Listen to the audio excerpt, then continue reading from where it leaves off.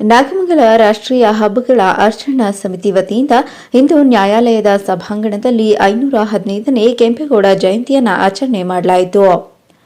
ಕೆಂಪೇಗೌಡರ ಭಾವಚಿತ್ರಕ್ಕೆ ತಾಲೂಕು ತಹಶೀಲ್ದಾರ್ ನಹೀಂ ಉನ್ನಿಸಾ ಮತ್ತು ಡಿವೈಎಸ್ಪಿ ಡಾ ಸುಮಿತ್ ಹಾಗೂ ಗಣ್ಯರು ಪುಷ್ಪಾರ್ಚನೆ ಮಾಡಿ ಗೌರವ ಸಲ್ಲಿಸಿದರು.